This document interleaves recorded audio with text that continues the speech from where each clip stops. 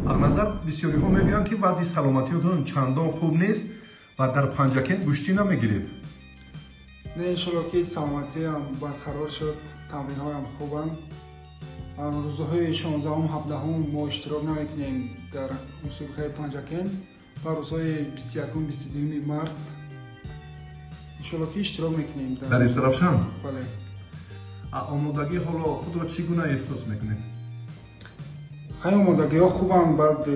بعد از بیمار شدن خیلی توبت کردیم، مثلا سلامتی هم برقرار شد. وضع ورزشی هم انشالله که خوب است. مثلا سحر و بیدار تمرین کردیم با همراهی استاد سنت الله رسولوف.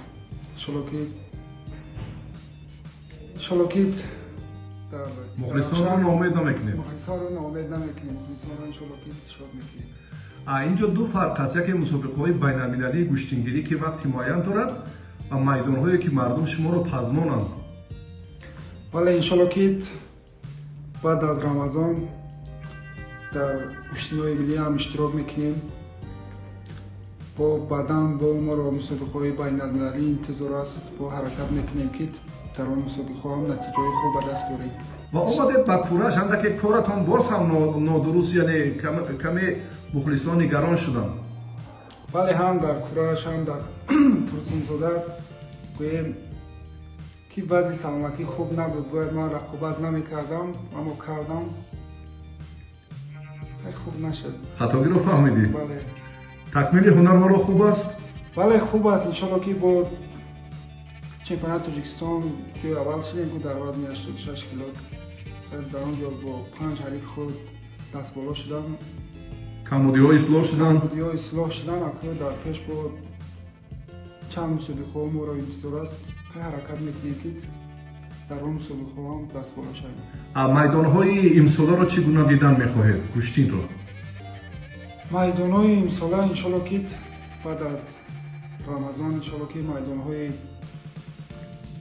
گوشتینگیری آغاز میشوند. حرکت میکنیم که در میدان ها هم اشتراک کنیم. مقصد مخلصان خود را شاد سازیم. در پلیون بالای دنغره وقتی معین جدا کردن 10 دقیقه. در بعضی از میدان ها این حالات جاری نشده است. و این چی نظر داری؟ امسال چه خیلی باشم؟ که به نظر من نمی خوب است. مثلا 10 دقیقه وقت جدا کردگیان، مثلا در همین 10 دقیقه ریشت میشه یا برد میکنی یا باخت. به نظر من این خوب است.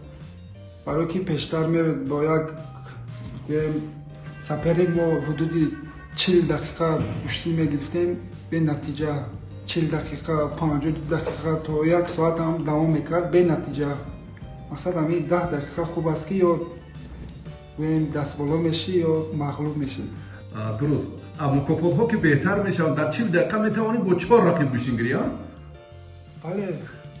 این خوب است برای هم دفاع کردن مثلا نمون حالت آمادگی جسمانی تو نه برای فردای مسابقه ها. برای که با یک گویم حریف حدود 40 دقیقه یا 1 ساعت آزمایی میکنی خیلی گویم قوای آدم مقصد صرف میشه. چی امیدواری ها میبندیم که امسال بسیار هم مردم تمام شهر و ناحیه ها امیدواری های بیشتر برای سطح بلندی گوشتینگیری دارند. باوری داریم که مقصد پرزیدنت عزیزمون مقصد اینقدر توجه و همین گوشتین ملی خودمون کردن که گوشتین ملی سطح بین المللی گیرد. ما ورزشگران هم حرکت میکنیم که مقصد در مسابقه ها بیشتر اشتراک کنیم و در جهانیان مقصد گوشتین ملی خودمون را معرفی کنیم. تشکر برای صحبت. نوروز مبارک باشد. سلامت باشید.